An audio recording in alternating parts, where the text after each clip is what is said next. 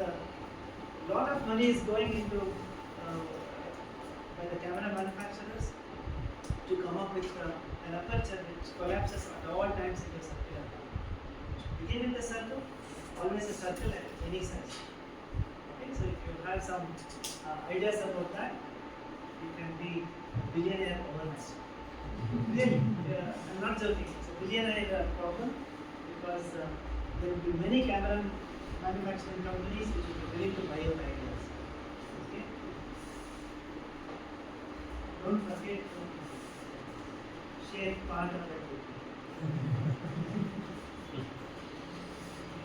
So just a few basic things I plan to do. I want to keep the whole thing very informal and friendly. It's not like a talk or a formal presentation. So let us keep it that way. It's more enjoyable. So it's just a device which will extract useful information from the light that is reflected from objects in the outside world. So this is the only way we get to know about the outside world remotely. Unless you touch and feel, you don't know what's the texture of this and how hard it is or how far it is. Eye gives you all this information. And in the animal world, and whenever we discuss these biological systems, we should always keep the humans out of the animal world, because we are more artificial than other animals, because we have come up with mechanisms which substitute for many problems that animals would naturally have. Therefore we should not compare ourselves with the rest of the animals. So all the information you get from the outside world is, like most of it at least, and in a biological system, survival is very important, and you have to survive as an individual, so for which you need to go in search of food, and you have to escape predation. You don't want to be eaten up by other animals. So these are two essential things for survival at the individual level. But biological systems, and the way evolution works, it doesn't give fitness to individuals, it gives fitness to a species as a whole. So as a whole, if a species have to exist on an evolutionary time scale, which is tens of thousands of years. It's wrong to say tens of thousands of years. That would again be on the human time scale. So, in terms of organisms which live only for, only again it's a very anthropocentric phrase, 24 hours or 36 hours. On our time scale, it is a small time scale, but for microorganism, it could be eternity. So, for them, so what matters is how many generations pass instead of saying how many years. So tens of thousands of generations. That is where the evolution evolutionary changes can be just about seen. So for such a long time, if species have to sustain themselves, then it's very important that they are equipped with a good vision system, which helps them to locate food. In turn, that information will help them to move. Then the motion should be directed motion, and at the same time there should also be an escape from predation. So again, it's also a directed motion, but in opposite direction to the predator. So for all this, the information input actually comes from the outside world to the eye.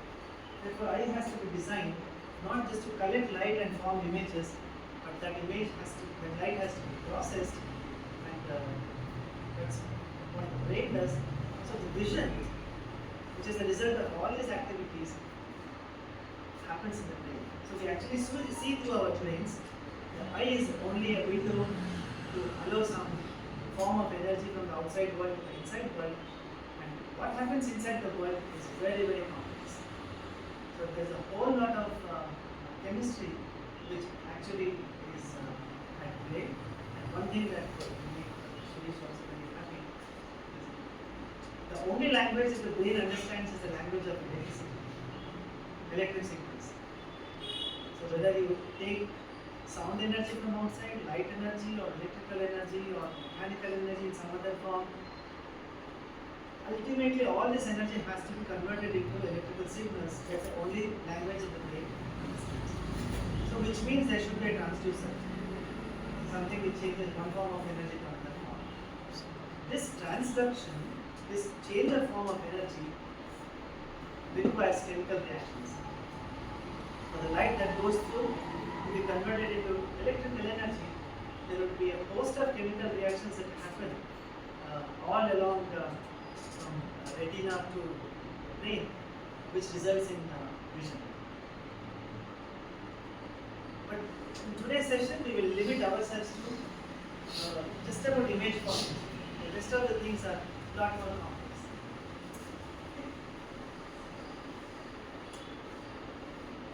Now, if you have to design eye yourself as an engineer, let us say you just said that the eye has the responsibility of collecting the light and then forming image,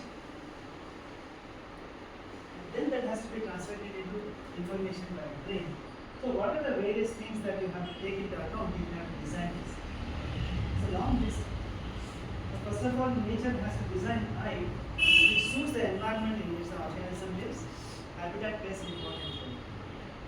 So the kind of eye design for animals which live on land, which live underwater, and which live in air, birds, fundamentally there will be some differences. There are many common things. There are fundamental differences there. Then the size of the eye, how big should the eye be? He will tell you that the resolution depends on the size, and if the size is larger, that is better, then you can resolve more easily. But for a biological system, resolution may not be important. For some things, it will be just enough to know that light is coming in this direction, I am not in this direction, whether I should swim in the direction of light or I should swim in the direction opposite to light. Only that much may be enough. So for such a system, a complicated eye which is very large is not necessary. And secondly, making large eyes means adding more number of cells, adding matter, and the matter has to be produced internally, and that matter is produced by directly, indirectly by the food that you take. You need energy, you need matter, both of them come from food. You can't internally produce new kinds of matter from nothing, so it has to be taken. Then that means that there is so much pressure on processing that matter and converting that into a matter which has a desired property. You are taking something in the form of cellulose, but cellulose is not a light sensitive pigment. Now you want to make it light sensitive. Then it has to undergo some chemical changes for which energy has to be spent. That doesn't come. So every cell that is made by an organism, it comes at a cost. It has to, and the currency is energy. The currency of that cost is energy. So more cells you have to make, more energy you have to spend. To spend more energy, you have to consume more energy. So it's as simple as that at the fundamental level. Therefore, you can't design eye which has abnormally large size than what the function needs. So it has to be optimized. The best suited size for a number of actions to be done. So aesthetics is not a factor at all for biology. For evolution, aesthetics does not matter at all. Whether it looks beautiful, whether it does not look beautiful, hardly matter. What question that nature asks is it functional or is it not functional? Does it give a survival advantage? Does it not give a survival advantage? So there is the matter. And then you have whether the animal is diurnal or nocturnal, whether it lives daylight or night. Accordingly, the eye design has to change, and whether it uses the eye for seeing or bringing about visual aided behavior. Sometimes the vision system is very important because many of our behaviors will be decided by the optical information that goes in. For example, if I have to walk here without bumping into any of these obstacles, vision is very, very important. Or even to balance ourselves, visual information is important. Just imagine yourself closing your eyes and just standing on one leg for a couple of minutes. It will be very difficult. Open your eyes, do the same thing, you will be able to stand for much longer time. Nothing to do with stamina or anything. The optical information flow that goes into the brain does a lot of things. Okay? So that sounds important. And then in which part of the electromagnetic spectrum the vision is intended? Since most of us are physics teachers here, I told, electromagnetic spectrum is familiar to us. And a small portion of visible region, what we call it here. And then on this side, higher energy than violet, you have ultraviolet. X-rays, gamma rays. On the lower side, you have infrared, microwaves, radio waves, and so on. That's the entire electromagnetic spectrum. By electromagnetic spectrum, we just mean different energies which have been separated out and classified according to the energy. So all animals do not operate at the same range of electromagnetic spectrum. So they use different parts of the electromagnetic spectrum for their vision. Accordingly, the eye design will be naturally different. If you are unable to see in the dark, somebody sitting here, like your mobile camera does or your CC camera does, it's only because we are very poor in processing infrared radiation. Our design is like that. But some other animal like a rat or a snake, perfectly they can go around without any problem because they are blessed with the infrared vision. Okay, so the eye design also accordingly is different. Then whether the resolution is more important than sensitivity. So sometimes resolution is very important for certain behaviors, for certain things only sensitivity. Just the detection of presence and absence of light is enough. For something else, it needs to know whether it is a butterfly or not. That is not enough. There can be two species of butterflies, the monarch, two species of butterflies which resemble very, very closely, but one of them is palatable, the other is not palatable. You can eat and digest one of them. The other one, you cannot. They are highly toxic. So now, resolution becomes very important. Then you need to see some finer parts of the anatomy of the butterfly and decide whether this is the palatable kind or this is not palatable. Okay? Then you have to design the eye accordingly. All eyes will not have the same resolution. Then how many eyes and where they should be placed? Now this looks like a funny question. How many eyes? We have 2 eyes. But there are organisms which have 24 eyes, 60 eyes. Some of the organisms' entire body is eye. And some have just 1 eye. And there are many fishes which live deep in the ocean who don't have eyes at all. So from 0 to something close to 100 or more, there is a continuum. So 2 is not optimal.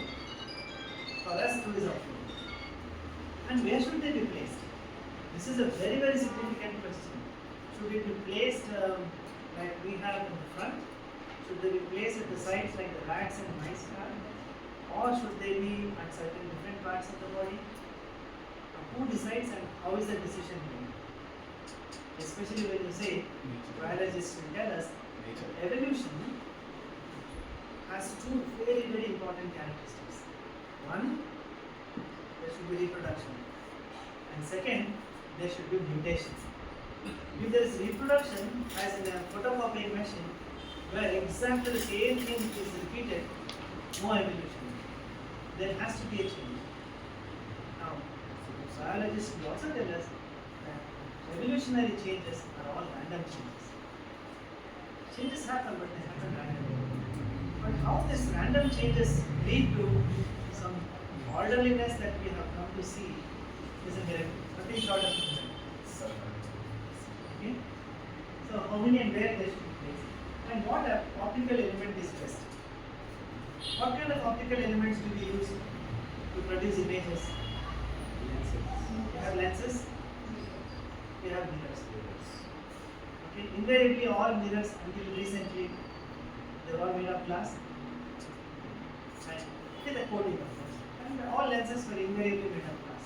Now with material science progressing, we have other materials which can make these lenses. but there is a bewildering variety in animal world. Because you can take a glass and you can grind. You can make your own telescope lenses or telescope mirrors. You know how difficult it is to grind. With all the energy that you spend for about 10 hours a day, you grind a piece of glass for about 8 to 10 days, then you have a surface which looks like a concrete mirror.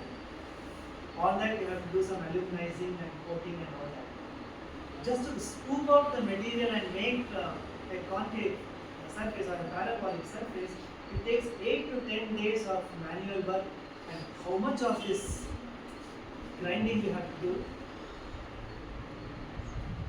Evolution doesn't progress that way. It works with soft materials. It works with mostly proteins and other long molecules of that kind. And there is no internal mechanism to scoop out material and give the curvatures. Everything has to be done. I don't know how, but it is done. This is a big question in a branch of biology called developmental biology. How do these things actually come into being? Developmental biology is one of the hottest areas of research in today's science, and every single scientist from different research areas work in developmental biology. For instance, we have 5 digits, 5 fingers. All 5 fingers are not alike. Famous proverb. But you can convert that problem into a scientific question. What decides that the thumb has to be here? Imagine growing a thumb here. It looks funny to us. Mutations can cause that. But a thumb has to be here, forefinger has to be there, middle finger has to be there, ring finger there. And the relative sizes in terms of thickness, in terms of length, they are all different. To start with, they were all like this, just the fist, no projections. From there, projections started at different points. What triggers the growth and what stops the growth? They should all stop at a different lengths. And when we do this allometry is measurement of these anatomical parts. For all of us, the ratio of the thumb to the small finger, thumb to the ring finger, or ring finger to the forefinger, they will all be roughly the same. So much so that if you were to just find in some place just a severe hand, you can tell that this belongs to a human being because of this ratio. Now, how does that come about? It's a big question in development of biology. The same way, all the internal organs also undergo developments, and how a cell becomes a cell of an eye, and how different parts of the eye actually develop is another question for which people study optics of animals. Animal eyes in general, not optics. Then what kind of retina? Need a screen. We know that if you want to cast a real image, a screen is necessary. And how should the retina be? How do you design that? That's not a simple question again.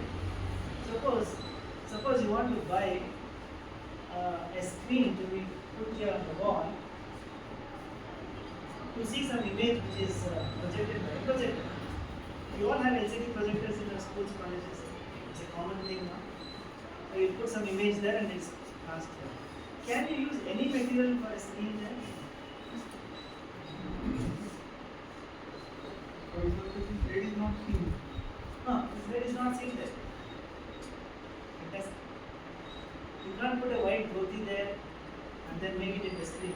It will be functional. If you just want to show something there, you can see. But if you want to really enjoy high resolution picture with fine details, that dhoti will not do the job. Making a projection screen is a science engineering by itself. You need to know how much of smoothness should be there on the surface. Too much of smoothness, not good. Too much of graininess, roughness is not good. How much is optimal? You will find that there are at least 10 different kinds of screen materials and surfaces you get. if you have to make a choice, there are many factors on which you have to think about. With the same problem the biological system also has. Right? So retina to cast image, then what kind of retina should it be? If you put too many cells there, it becomes more and more small. Too little cells there, hardly any information for the brain to process. So how much is too much? How much is too little? This question is a recurring question in biology. So that is also another thing. And most important of all, you must take into account all the properties of light. Let's take into account. We need to keep an eye on that. So it's fine that you collect light and you process everything. But then light itself comes with certain properties which you cannot mend, which you cannot change. Light has to reflect under certain conditions, scatter under certain conditions, diffract under certain conditions. These are all fixed. Now the eye design has to take that into account.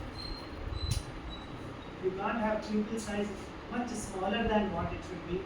The diffraction effects will become so prominent that your image will lose its resolution. It can't be so large. Again, there are other problems that come about because of large scale. All the properties of light have been utilized by biological systems by evolving this eye. So at one level, eye looks like a passive element, which means it's like a lens or a mirror which is casting image on a screen. That's all that is there. Then there is a dynamic element to these optics. When you ask how these lenses are made, how these mirrors are made, and how do you change the focal length. After all, we don't have a fixed object distance all the time. So the focal length has to change according to the object distance. And how do you bring about this? These are all dynamic aspects of just the optics. Then comes a neurology. How is this converted into electric signals, which will actually change some ion potentials, and these ion potentials have to be detected by the brain, and the brain has to make sense of this. So the whole area is very, very interesting, complex, but very useful. Useful in the normal sense that we can put it to use in our daily lives for many technologies. Useful in the sense that for our own survival it is absolutely essential. And all these kinds of questions that we have raised in the context of the eye, you can raise in the context of any organ, anatomy of any animal. These are all the things which are common questions for everything. And who are the people who study animal eyes? This is a partial list. So you have people from material science. So they want to know what kind of material goes into making different parts of the eye. Cornea has a certain material which is not the same as a lens. Lens has a material which is not the same as retina. Retina has cells which are not the same as rods and cones. Every stage will have different kinds of materials. People would like to see how different materials interact with light at different stages. In people in evolutionary biology, it is a bread and butter. How animal eyes came about. It started with nothing. Now we have eyes which are very complicated and very diverse. There is so much of sophisticated design that we see. Sophisticated even by our standards, engineering standards. When they're capable of doing all these things, they're capable of thinking and creating things which don't exist in nature. Even by those abilities, these are very challenging. And then bioinspiration, that is biomimetics, and engineers are interested in this. And engineers of different kinds. You want to make a robot which actually senses a piece of rock on Mars, and you want this robot to either go around it, or you want to make it go above that and then come down. It has the same problems as an animal which has to look at some obstacle and then go around or climb that. Okay? So robotic design will also be part of that. When all these chemistry, different branches are interested, There are obvious reasons we will not get into details of that. And neuroscience, without this neuroscience, vision is not complete. The optics part can be completed, how image is formed, but how that image is translated into information, neuroscience. Then physics, development. So different points of time mentioned a few things. Each of these. This is again a partial list. You can add people from other fields who might be interested in studying animals. There are plenty of them.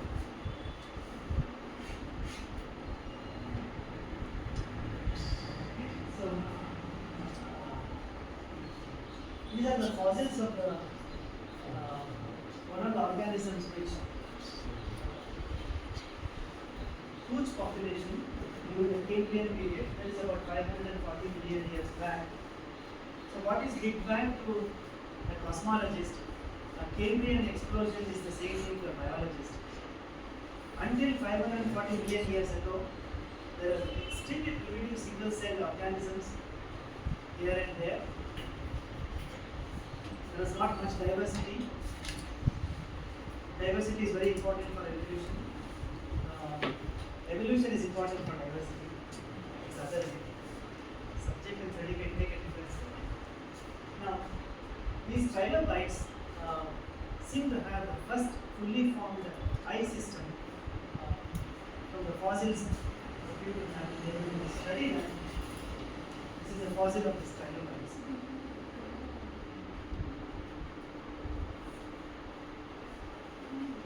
The evolution of the eye, again, that is a very interesting subject by itself, but it would be enough in today's session to remind ourselves that it started with nothing.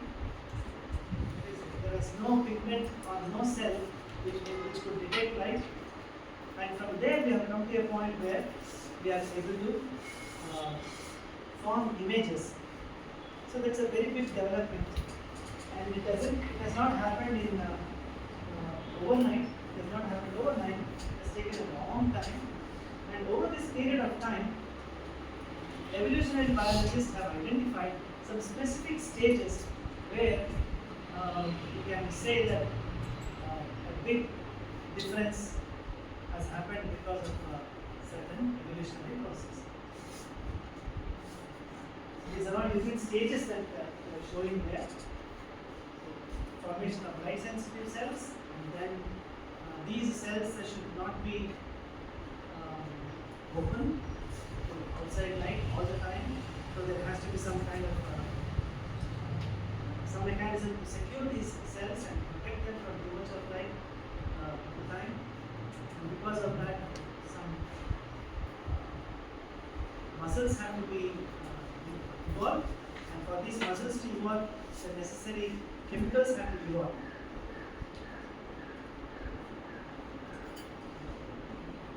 What it would mean is that without chemical evolution, there will be no biological evolution. If there is a differentiation between the eyes of the ear and eyes of the cells, it's because the matter that goes into making the ear cells, the matter that goes into the eye cells are slightly different. So which means chemicals have to evolve. Only when the chemical evolves, there will be differentiation of cells, leading to differentiation of tissues and so on. Okay?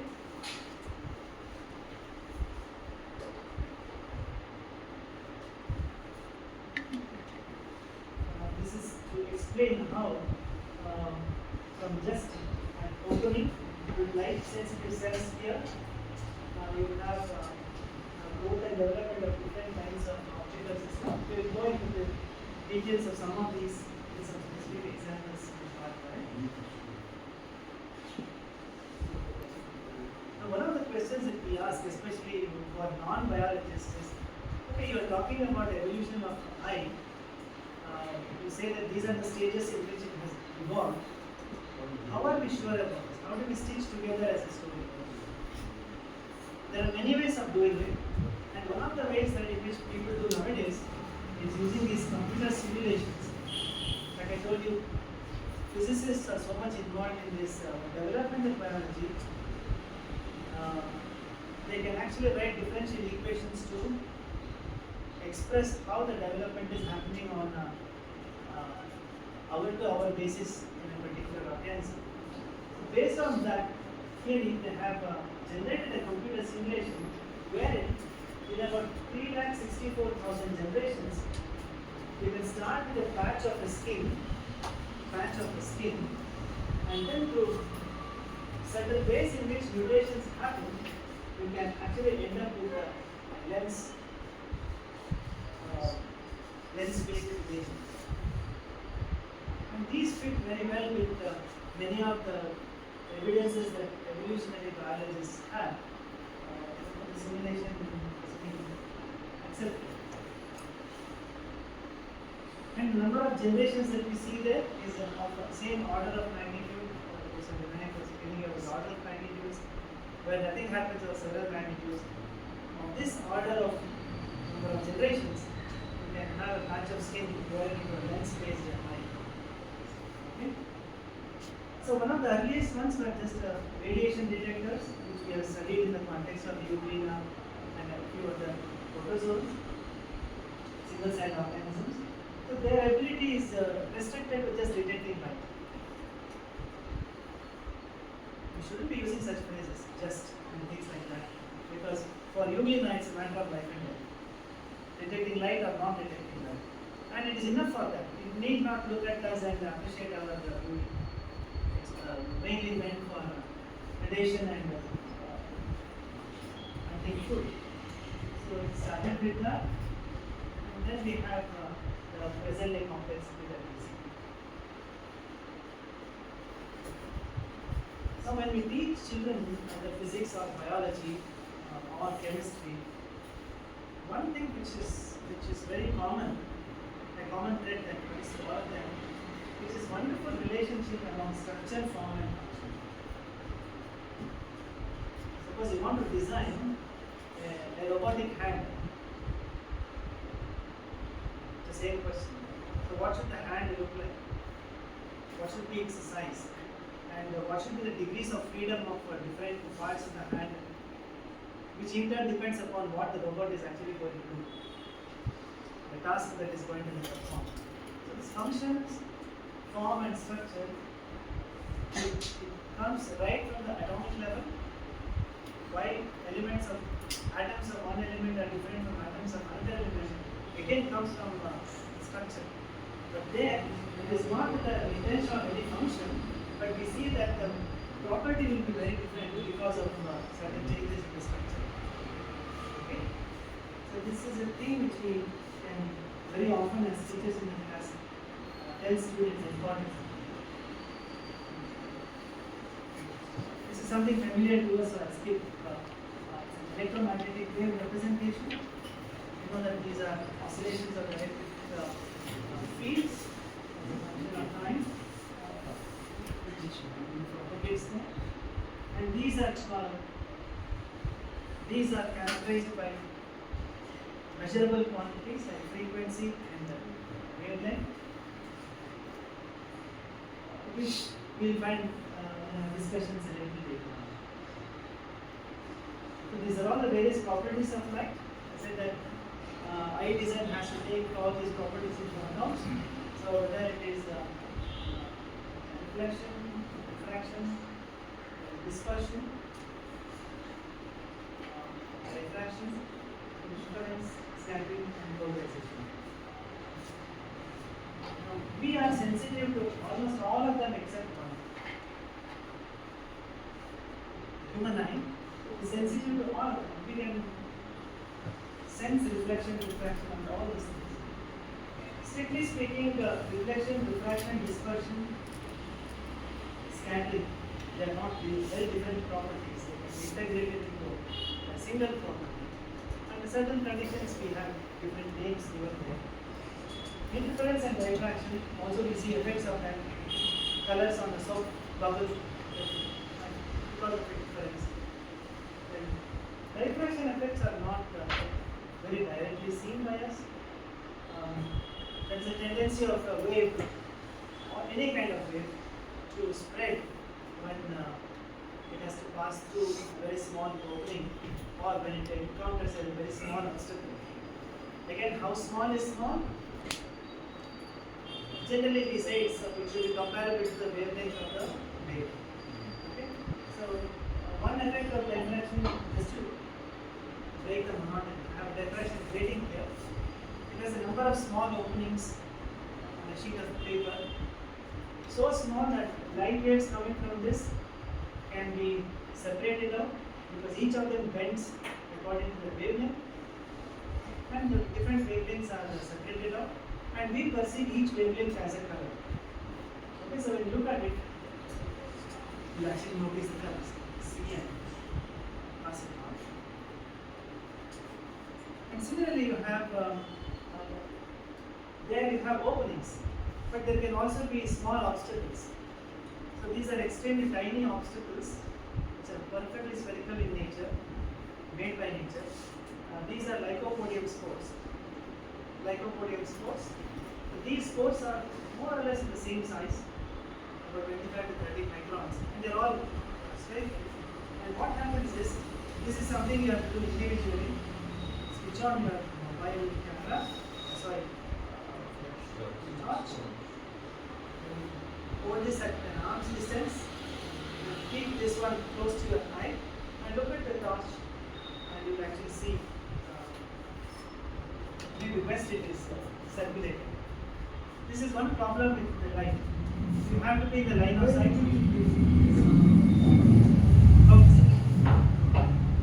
So meanwhile we will continue our discussion on this. So eye design has to take into account all these properties of light. Sometimes these properties are useful in image formation, and the same properties can be very troublesome for the formation of image. So the design has to be optimal so that image formation is good, and at the same time the problems are found in that is mitigated.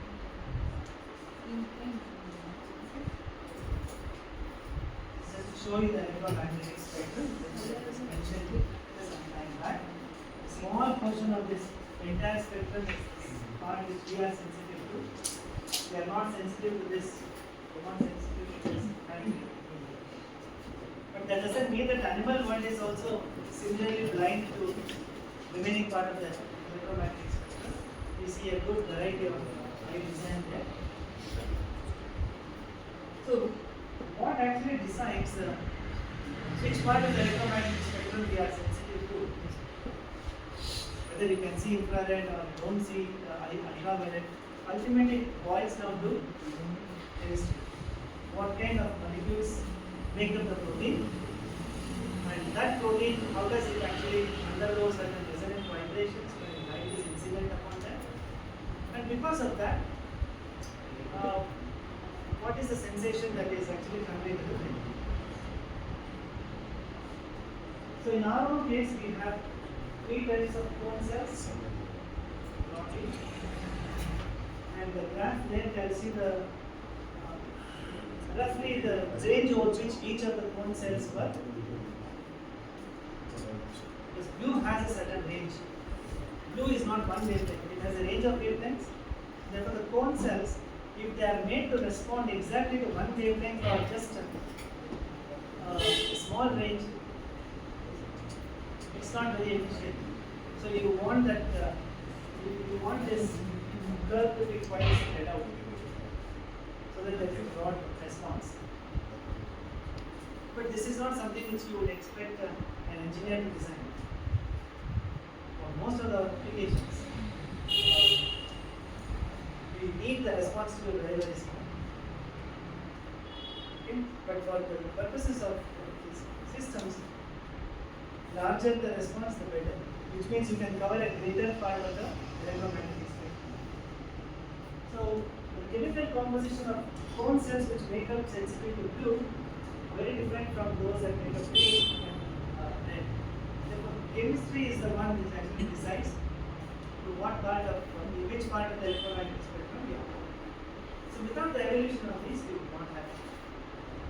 Then you have the rod cells. These rod cells mostly distinguish different shades of gray. So our night vision, even though I don't see the color of the shirt that you are wearing, I know that you are sitting there, I know that you are a human being. I can also recognize your face to a good extent, only because of the rod cells. But the color appreciation comes from the cone cells. Again, not all the animals have the cone cells. Not all animals have only 3 types of cone cells. There's a wide variety. Again, what decides the number of cone cells, different types and so on, depends upon its behavior, the habitat in which it lives, and so on. For example, if you are to be an animal living deep in the ocean, there's hardly any sunlight that reaches there. Very little. And color vision is something which is absolutely not possible. So you find that in many of these organisms which live deep in the water, they don't have cone cells at all. So actually nature is also very judicious. What is needed, what is not needed. This is just to give you a sample of how the same object would look differently under different eyes. So this is how we see this particular star. Whereas the same flower seen by a honeybee would be like this. Both in terms of color sensation and also some of the details that the honeybee sees, we don't see. Now, how do we know how the honeybee sees this? How do we know how the honeybee sees it?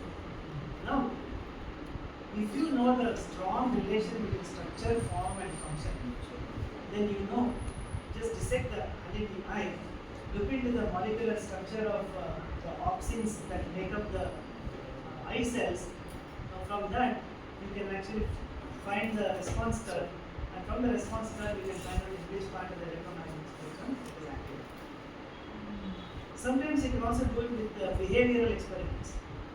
You have flowers of different kinds, and then you different colors, and you see to which of these colors the honeybee is mostly attracted.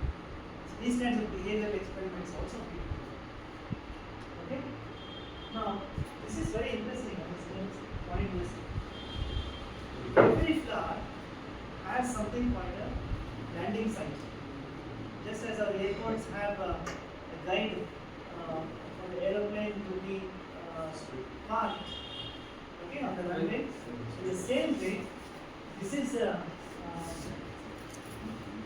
design which communicates to the pollinators, whether it's butterflies or honeybees. Both are sensitive to ultraviolet light.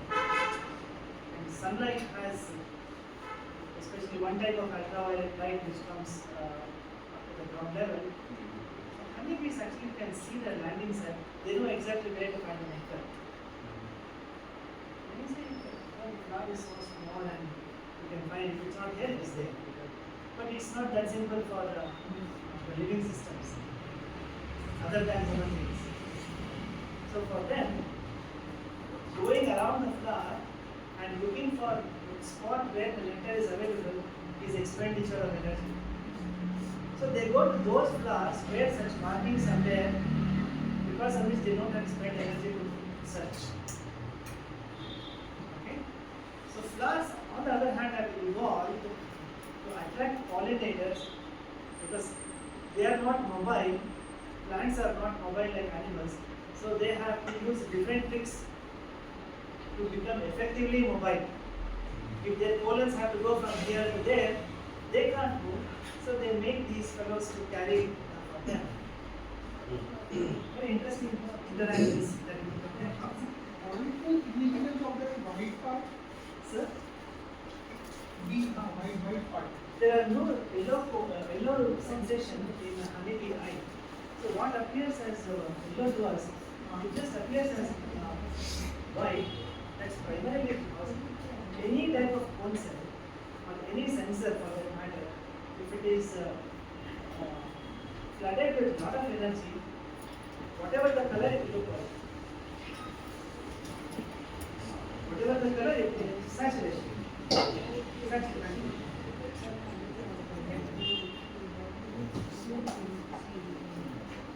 this is one case where so we are all ultraviolet light most of the time. So much so that even one of the violet lines in the mercury spectrum we have a difficulty in locating. There are two V1, V2 mercury lines. One of them is just about visible. The other one, at least 2 or 3 out of 10 students have a difficulty locating that the first time. You have to tell them how to see and where in the field of view it is available. Then you have to have a dark adaptation, observe that for a long time. Then the small number of photons will excite and you will be able to see the violet. Ultraviolet is next to impossible. You don't see it. Unless you have a mutant gene because of which you are able to see ultraviolet. That also happens. Well, why not? If some people can have 6 fingers there, then you can have some cone cells which have a bigger response curve and you'll be able to see ultraviolet. And such people are classified as miracle people. You can see one. Similarly, on the other end of the spectrum, we have infrared radiation. Snakes are very good. Snakes and many reptiles are very good for infrared vision. But that's not very difficult to guess because they live in burrows, they live underground most of the time, and where the light level is very, very small. And for them, there is more heat that's available than light. Therefore, heat sensors are more welcome than light sensors. And therefore, they are very good at that. So these red arrows, these are all the points where they have infrared detectors. And these infrared detectors are extremely sensitive. They can actually detect they can detect a temperature difference of about 0.01 degrees Celsius. Infrared is heat. So heat we measure in terms of temperature. They can measure differences of that kind. And that is very, very important for them for the simple reason that even our body, externally, every part of the body is not at the same temperature. Okay, that's why the doctor wants to put it under the tongue or in the armpit to measure the actual body temperature. Okay? And different parts of the body are, some parts are much colder than others. Especially if you have a cat at home or a dog, its nose is very, very cold. A cat's nose is very, very cold compared to the rest of the body. Cold or heat, cold or how hot some part of the body is, it's directly related to the metabolic activity. If there is more metabolism, more energy is being produced, and that part of the body will be more warm. Where metabolism is less, it will be cold. And the snakes and all predators, they attack that part of the body which is cold. Because it's not active. You don't have too many things happening there. You are very vulnerable there. So that is where they attack. So they look at you and they make a map of an infrared map of your body and show you. Yeah, like this. So this is how an elephant would appear, or this is how a mice would appear to this snake. You will not be able to make out which is leg and which is eye. It need not. It just wants to know which part of the body is warm and which part of the body is cold. Just attack the cold part because it's most vulnerable. And for this, the temperature differences will be very small in many organisms. And they can actually detect. Now, as an engineer, if you want to duplicate the performance of the IR detector of the snake, it's very, very challenging. He works with such things, he knows the difficulties of that. And it records temperature changes in 35 milliseconds. Temperature changes in 35 milliseconds. Now, temperature changes could be in the environment. We have not seen the animal yet, but the heat emanating from the animal would change the ambient temperature here. So even though the animal is hiding somewhere, the change in the temperature of the environment will indicate to the snake or the predator, okay, somebody else is there. and it can do this so precisely. So your eye design has taken into account all these behavioral aspects. Okay? This is a very interesting table. I have shown this table on so many occasions, but just yesterday it occurred to me a bit. It's very interesting, so I put that text there. If you see there, among all these inverted rays, the range over which the vision is restricted or image formation is restricted is UV to blue. Okay. Blue is about 450 nanometers, 450, 475 nanometers. 500 and above is green. 500s, very little 500s. All of them are in 300s or 400s. So then you have a range. This is another important characteristic of evolution. During the course of evolution, even though there will be mutation, there will be changes that will come about. Changes, no doubt, are random, but the changes will not be very vast. So just a small amount of tweaking a little bit here and a little bit there. But small tweaking that happens over a large time scale will bring about the changes that we see now, the diversity that we see. Okay?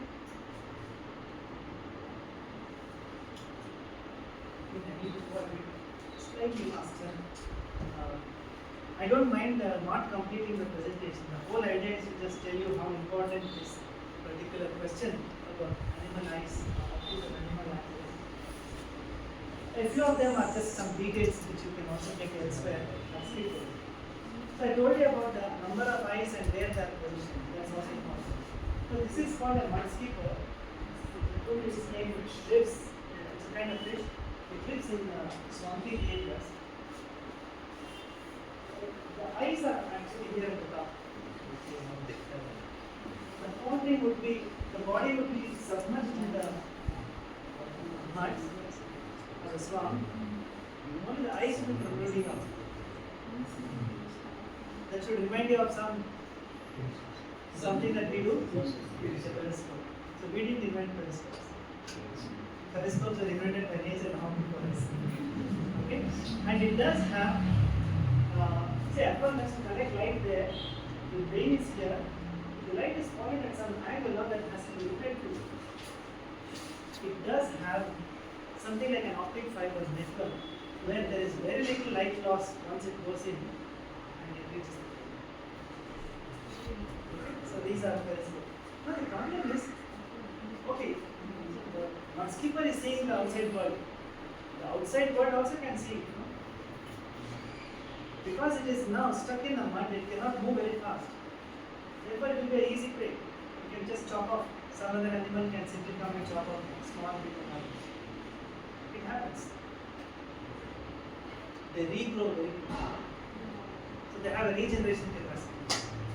See how one solution, one problem leads to another problem, another solution.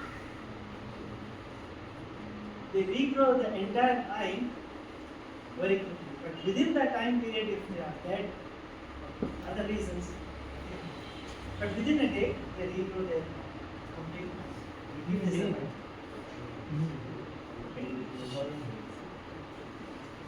The position, it depends on whether an animal is a predator or a prey. So all predators have eyes in front. We are all predators by nature because we have eyes in front. And all preys have eyes sides.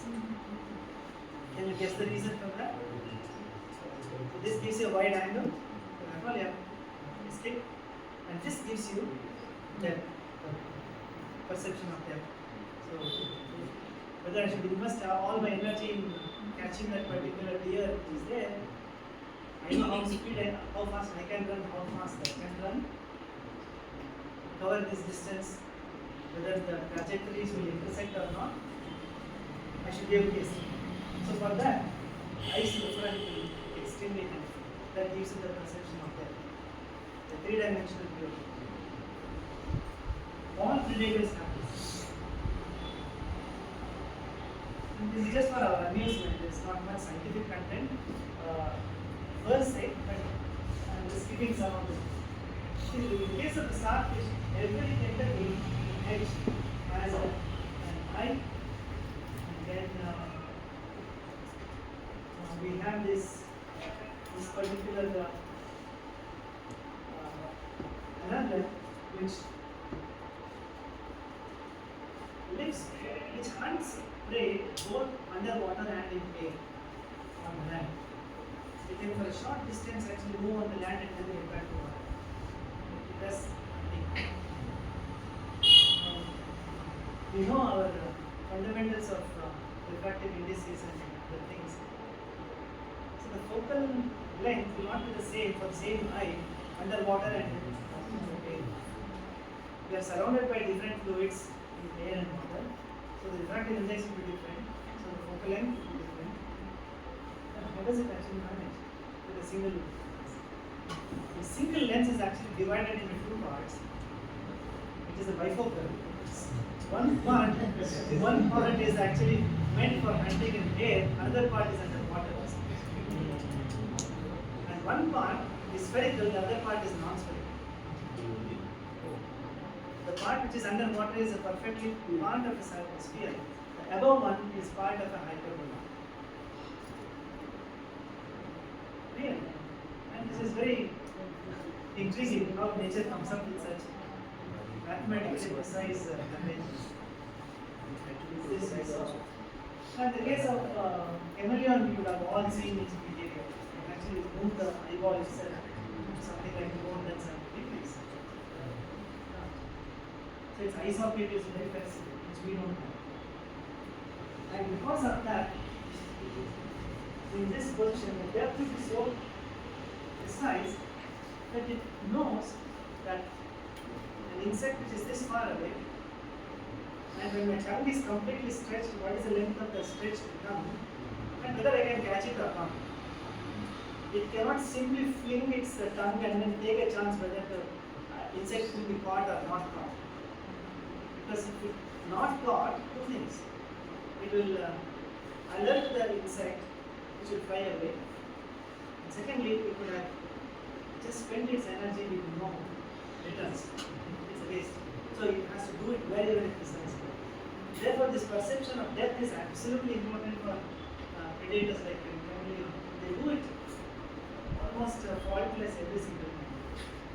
And that comes from this positioning. How that works is again a matter of calculating the parameters. I told you about the organisms which are completely filled by jellyfish. Whole body is light sensitive. It is made up of light sensitive cells. It is not only light sensitive, it is also light emitting. It's a bioluminescent organism. Jellyfish. This is to show you the wide variety. Remember, in the eye design I mentioned about the material. What optical element you want to use. What optical element you use depends on whether you are making a lens or you are making a mirror.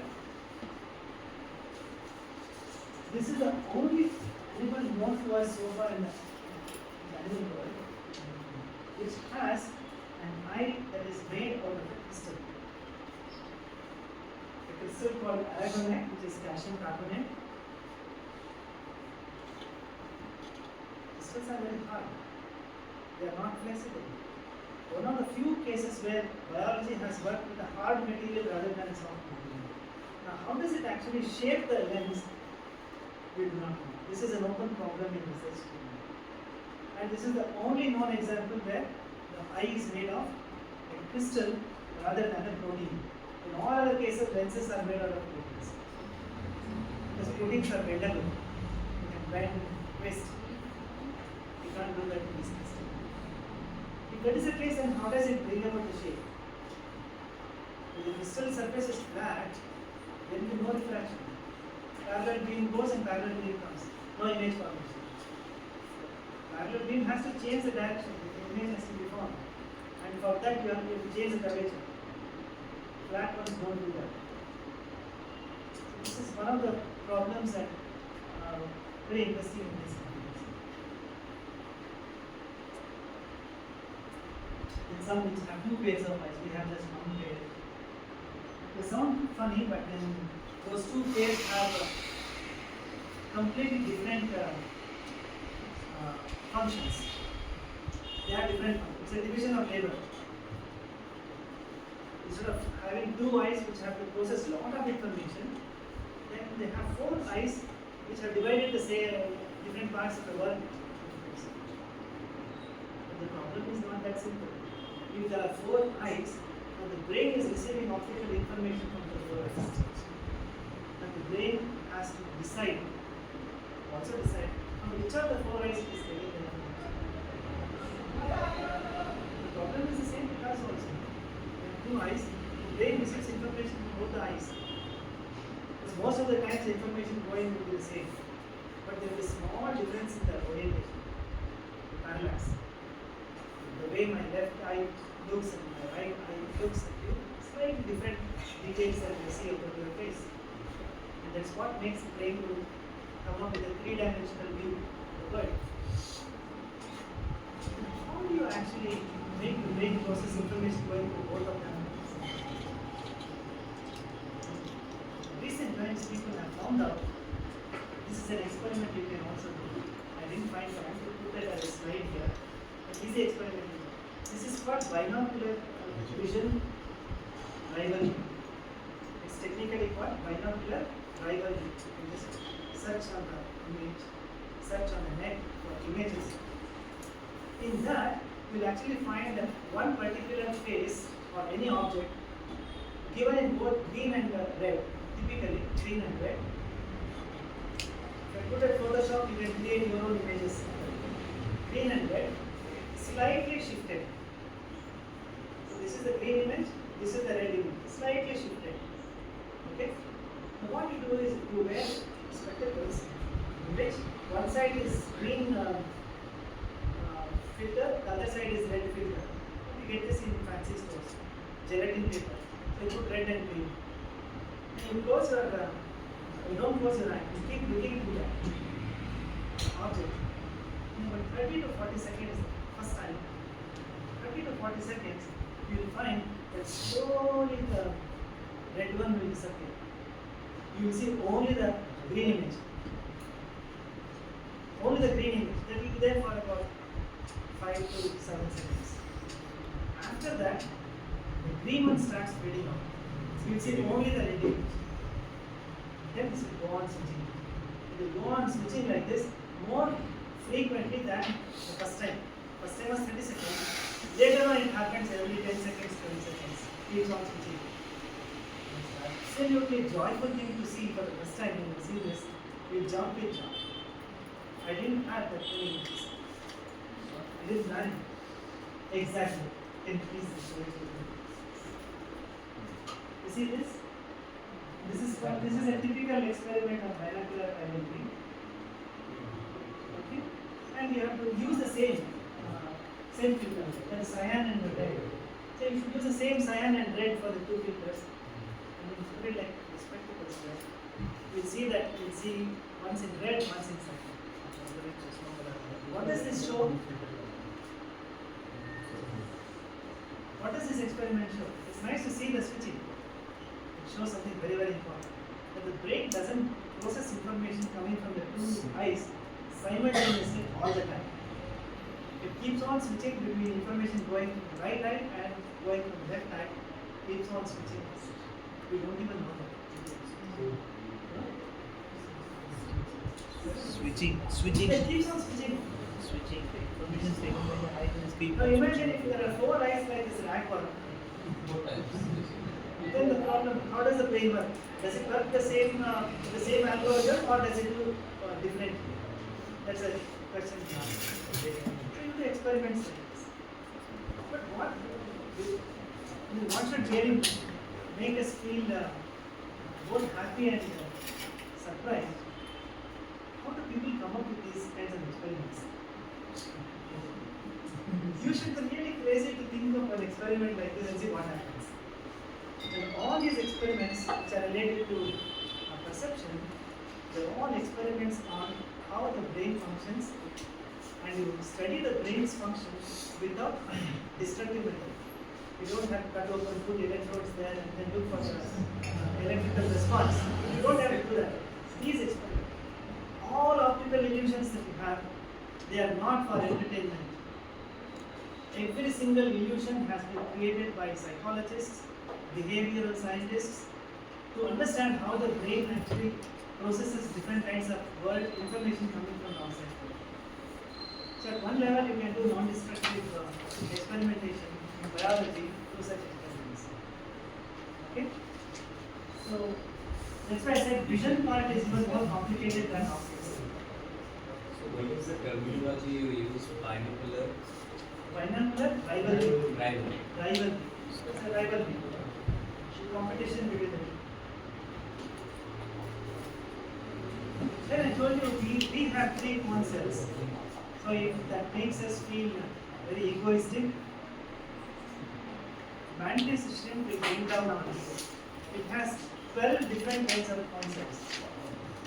12 different types of cone cells, has a wider range of electromagnetic spectrum for its vision, and the response curve of each cone cell is much smaller than what we have, which as an engineer you will feel very happy.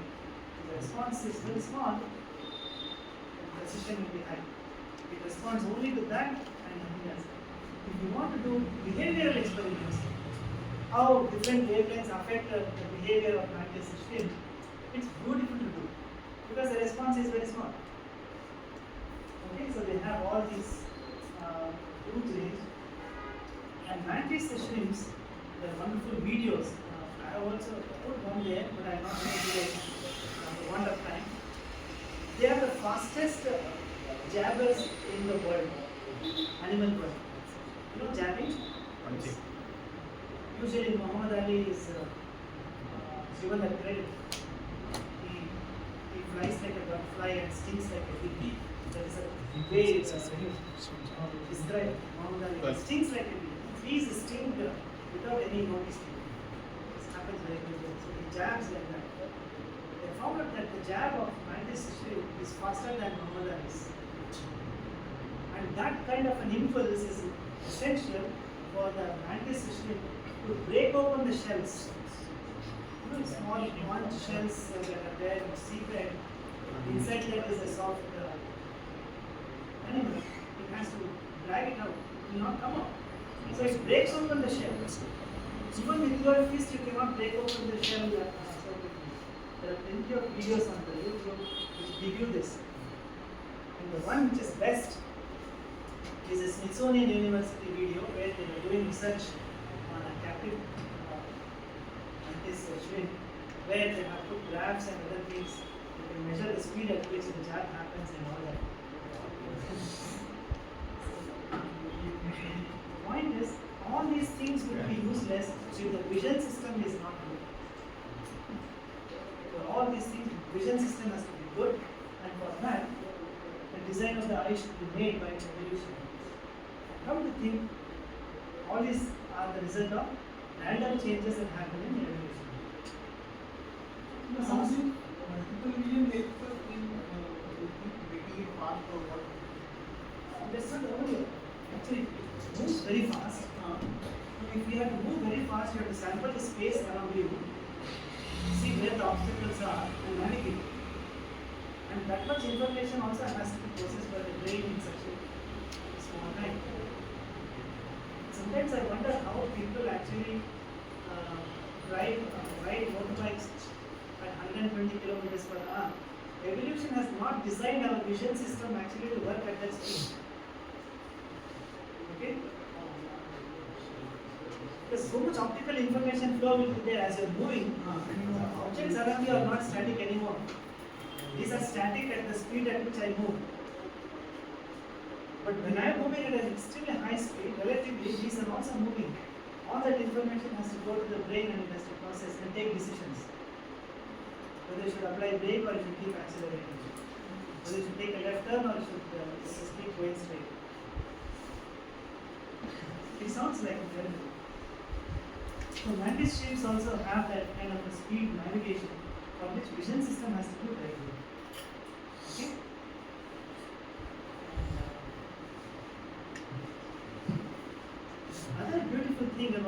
mantis shrimp and some of the insects, most of the insects, they have a polarization detector which we don't have. I showed in all the properties of light, there is one which we don't actually detect directly. So you need some external help to actually see what polarization is. Polarized sheets, you just put them parallel like that. You can see parallel like this. At right angles, smooth. Okay, so you can, and then under polarized light, materials which look like this to us, under polarized light they look very differently. You can put between the two, and see how it is by the difference. Okay. This is a slide which tells you how you would normally see and how you would actually see under polarized light. This research in optical biology is very recent. It's quite recent because such a thing would be there, it's not even expected. But when you go into the sea creatures very much below the water surface, because of a lot of light scattering, polarization happens naturally, which will be very predominant. Therefore, to have a vision system which detects that polarization is very useful to the organisms survival. And the recent studies they have shown that mantis shrimp among themselves they communicate using polarized light. Okay? Suppose you have two mantis shrimps coming one another. There is an iconic photograph there, very important photograph, in which you see three parallel white lines. It's a black and white photo. Three parallel white lines when the animal is stressed, which is visible only through polarized light. So when it sees a predator or when it sees a prey, these lines appear. And they have taken photographs with polarized filters like this, with parallel and perpendicular. So in perpendicular, these lines are not visible, and in this is visible. And that's how they communicate to one another. It's like when one animal confronts another animal, it says, "Stay away from me," in a number of ways. Maybe it will show its canine, which is very sharp and long, and it says, "You know what, I'm capable of doing." Or it may show some muscles which are very strong. Big biceps, we are afraid to confront them. We keep away from such people. So these are visible cues of the damage that can happen to you if you got into a confrontation. Same thing in animal world also. They have wonderful tricks to keep predators away. So these stress marks that come there, they tell you that I am ready to fight with you. If the other one decides now whether it should get into a fight or not get into a fight. These things are possible only with polarized light, you can see. Otherwise you cannot. So nature has exploited even that. What's the difference between last two CC parts? This one? This is the horizontal polarization. Then you see a certain brightness there, contrast. In the vertical polarization one, look at the eye spot. Oh yeah. Just you see. Okay? Which helps you to camouflage. You can hide yourself under polarized light. The other one is also polarized. Okay? This is really bewildering. It has used every single optical principle that we know.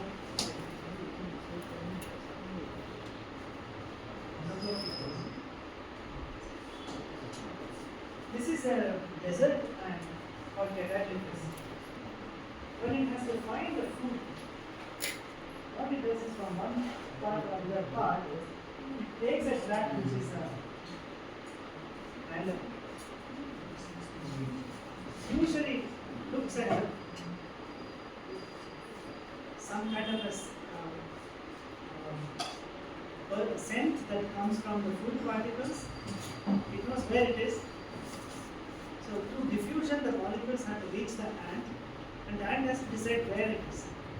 Because the wind will not be always blowing the same way, as it changes, the concentration of the molecules reaching the ant will also change with time.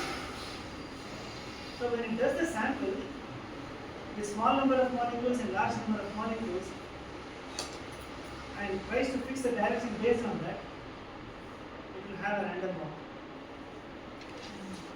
Okay? So first of all, the molecules do a random walk. It's a Brownian motion. And because of that, physically these ants also go through a random walk. But once it gets the food, it has to bring back to the nest. Remember, in the desert, large landscape, there are no landmarks. You can't have a tree or you can't have some other nest and things like that. It's vast stretch with no details. They come back in a straight line. Come back. So going is random, but coming back is in a straight line. So it is as though they have done some kind of a path integration and have a memory of how many times they went left, right, and each small movement is like a vector. So you have the starting and the ending point, and you know how to draw the results. These are experiments which have been done wonderfully by people. There is no ambiguity in our understanding. They actually put small amounts of polarized sheets to the eye, confuse them. I was going to tell you, this happens because they are not polarization blind like us. They use the sunlight, position of the sun. The clouds actually scatter sunlight. Because of scattering, there will be polarization. There will be one particular direction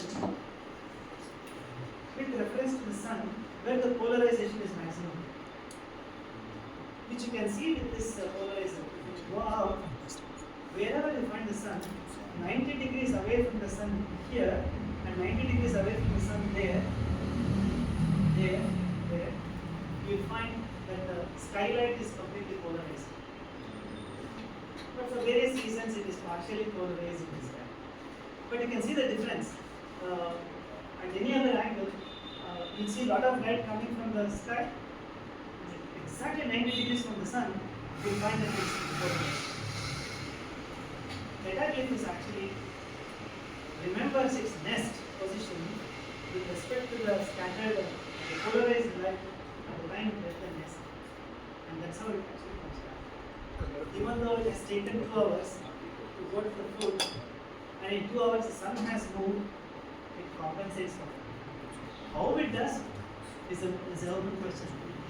But people have shown that you can confuse the ant by putting a small polarizer filter in different orientations, because you know the orientation, you know the position of the sun, so you know the vector sum of this path, and you can predict by putting the polarizer filter in this orientation, maybe rotated by 33 degrees, taking some odd number, 33 degrees, you can tell this is where the ant is going to end. And lo and behold, it happens like that. Such behavioral experiments have been wonderfully done with honeybees. Honeybees also use polarized light for their navigation and communication. And that has lots of insights actually to this. Okay?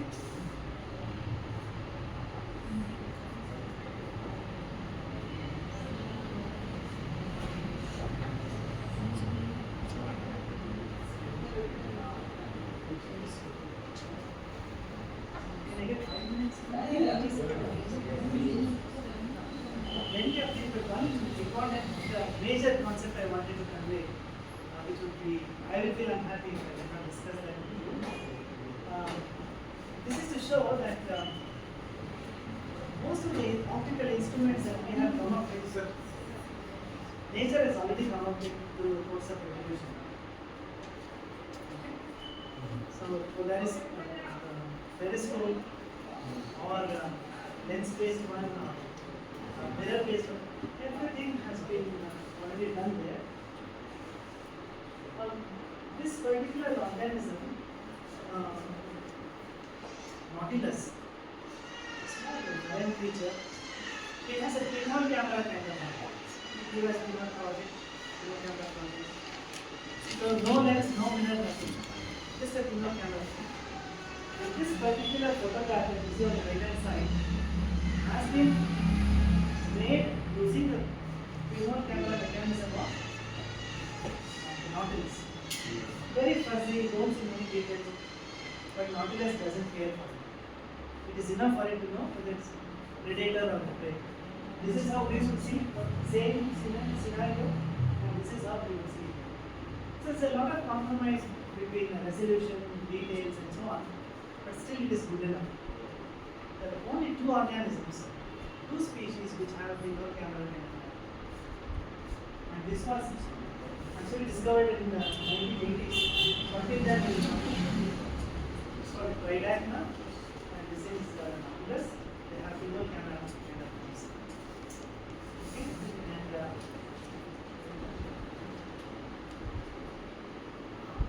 this is the point I wanted to make. So we have this lens equation which we solve. 1 over u equal plus 1 by v equal to 1 by m. And we do this as a typical experiment optic bench. So you have the lens, the front focal length of the lens. So what you do is you change the object distance. Most of the times you keep the object distance constant, you move the lens, then you move the screen appropriately, and you get different V for the same view. But what is interesting is animal world, the focusing mechanism has exploited this particular equation in a way that we just can't imagine. See, in our case, what happens is we have the cornea and the lens fixed.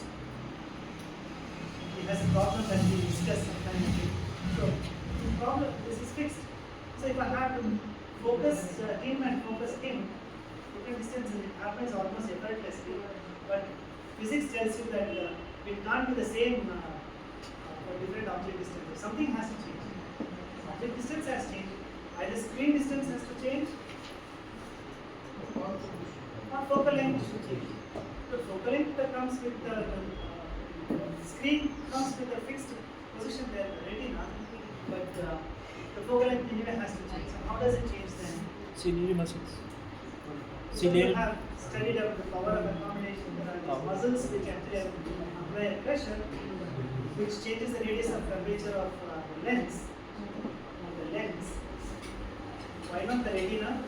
Maximum refraction happens at the interface of the cornea and air. Refraction due to the lens is very small. Refraction due to cornea is small. But then we have evolved to bend the lens more, not the cornea. It's too hard. So if you have to bend the cornea, the muscles have to be much stronger. And you make strong muscles by having different material composition. Again, chemical evolution has to come before we can have this. So what we do is we change the radius of curvature of the lens. You know, R is equal to 2f. So for different radii of curvature, lens can be easily distorted by small amount of energy by the muscles. So that's how we actually get the different focal lengths. And how the animal world does it is very interesting, and I will quickly go through this. See, first of all, the problem as a physics student comes is how do you actually measure the object distance? So we take the object there and then the center of the lens and we measure this distance of the object. And some other place we say that every point on the object acts like a source. So if I have to image the arrowhead here, this acts like a point source. So light goes from this point in all directions. Then some go through this lens, the entire lens, and this image is formed as a result of diffraction of all the rays going from this point to every point on the lens and coming here to this. Now the object distance from this tip to the ray which hits the top of the lens and the ray which hits the bottom of the lens is not the same. Right? So as a result, you should have a different focal lengths for different points on an object. The consequence of that is that on the screen, at a fixed distance, if you are going to have image formed, every part of the image should not be equally focused. There should be some blurriness. But then we see every point to be equally clear. So nature solved this problem in our case and many other cases by actually having a retina which is not flat, like the screen in our physics lab. It is not flat, it is curved. So this curvature is such that it exactly compensates for this changing object distances from every point. Okay? So this is why when the flat screen TVs came, they were very expensive. To make a curved screen is much easier than making a flat screen for the same reason. You can't bring all the light to focus at the same distance. Whereas in a curved one you can do that. So that's why flat TV screens were very expensive at the first came to market compared with traditional ones. So this is one way in which nature has solved the physics problem. The retina itself is curved. Then the spider shell and the cone shells, they move the lens back and forth, which we cannot do. This is what we do in the physics lab experiment. We can move the lens itself. So this mechanism we actually see that. It sounds funny to us, but again, if you look at it from biology point of view, evolutionary point of view, this would not be possible unless you have muscles which will hold the lens securely, and the lens has to be moved in the same plane. So you need some kind of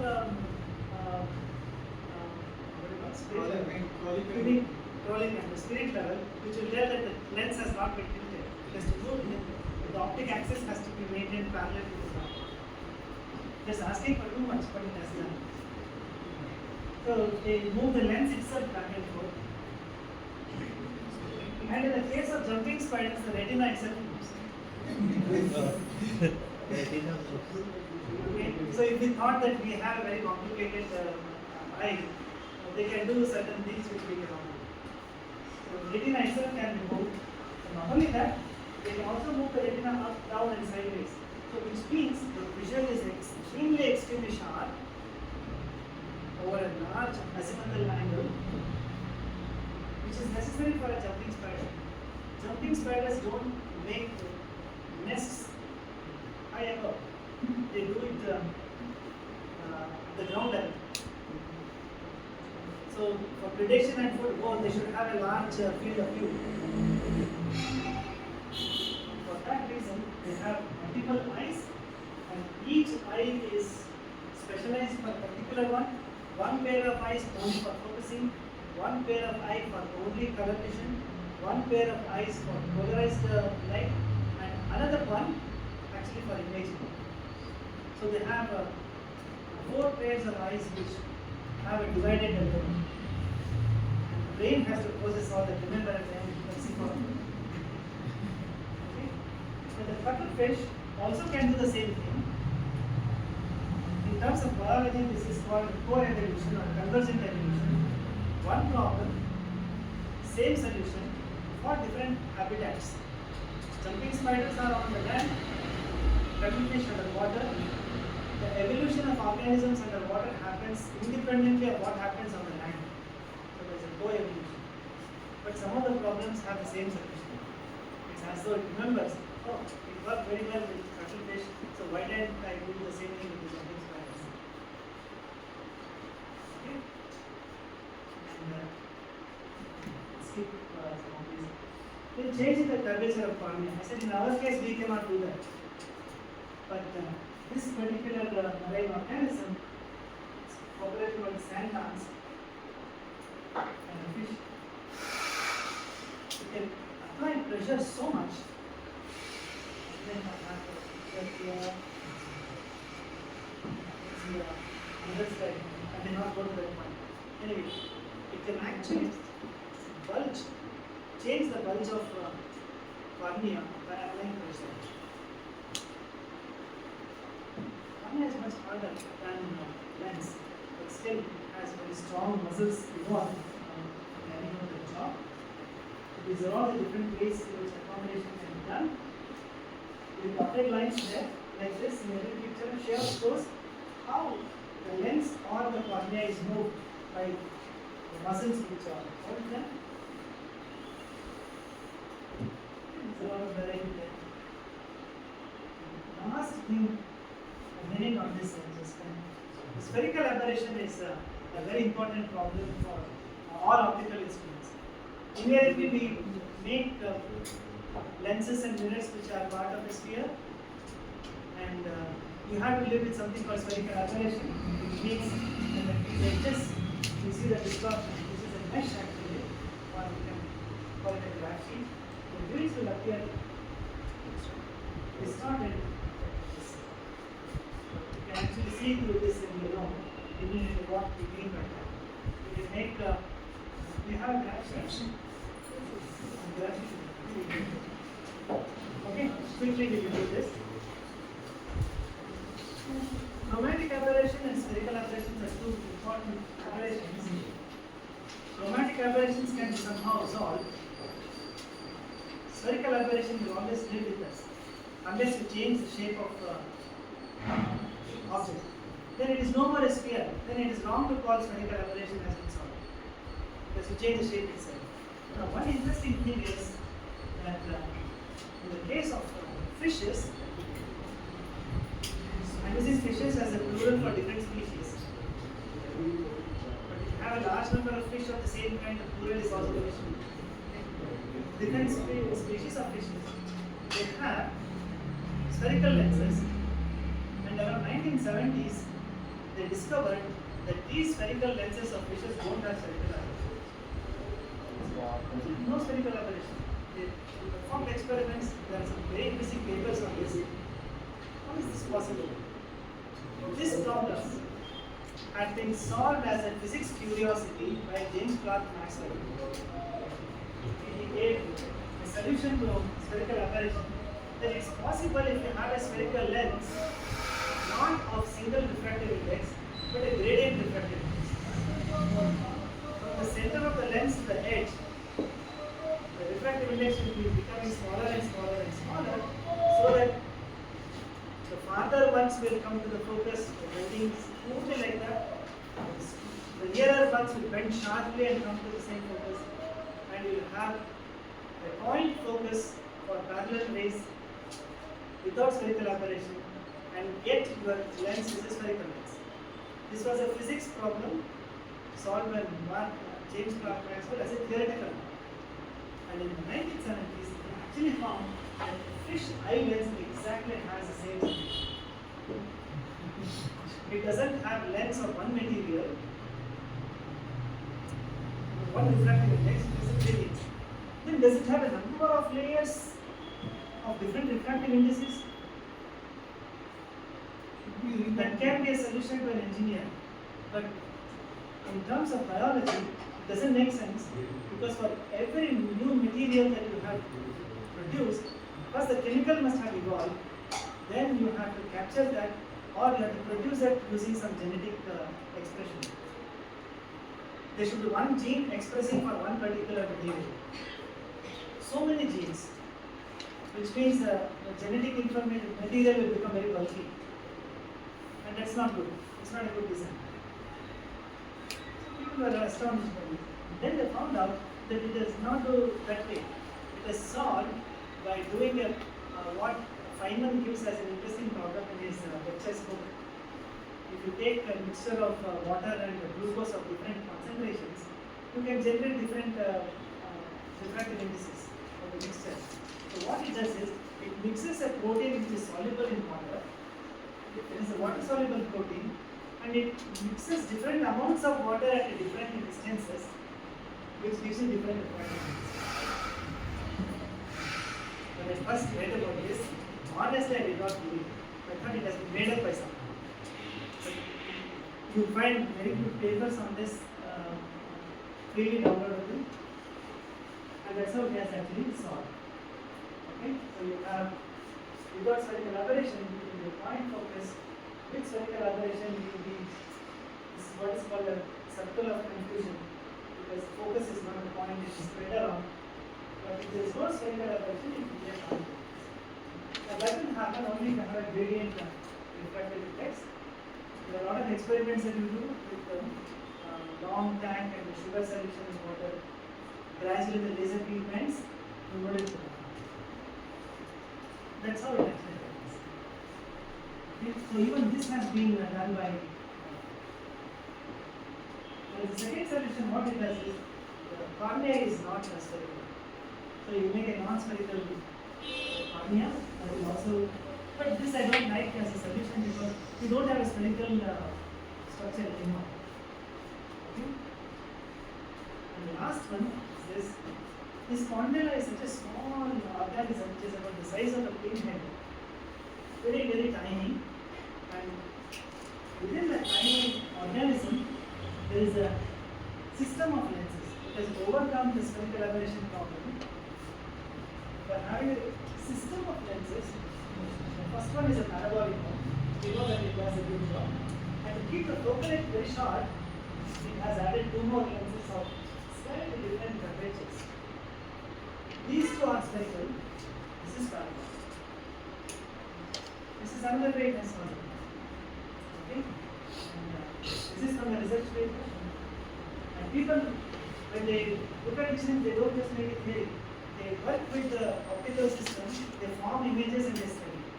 Just like we do with the mirrors and lenses in the physics lab. People actually do those things, and so that's how we have the data, which is very, very precise. Okay? This is the one I stopped with.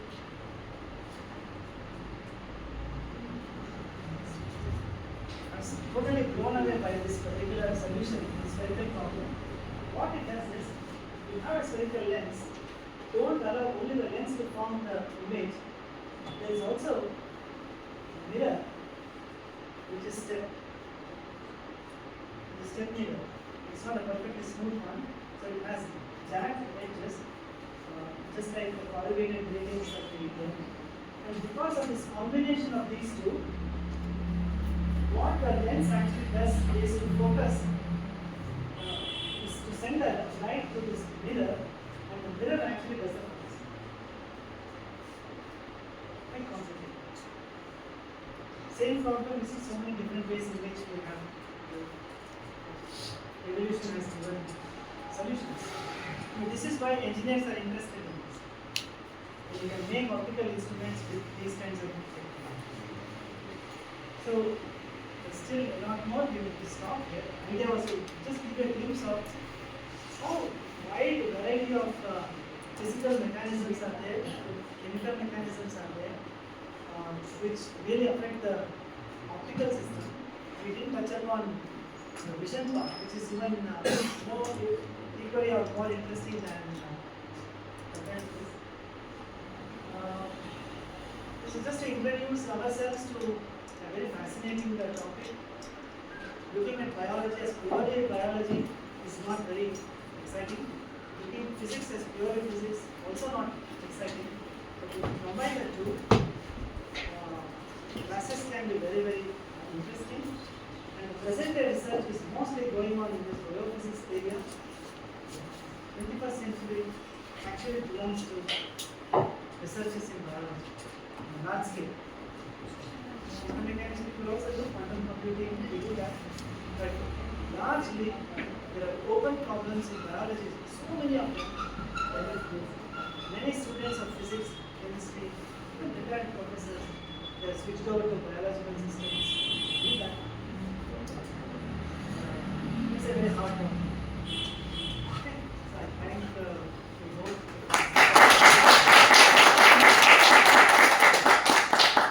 Madhusudan and Ravindra are not here, so my thanks to them. Thanks to them also. And thanks to Excellent lecture. Thank you. Yes, I'm very sure nobody would like to move from their seats. I think let's focus on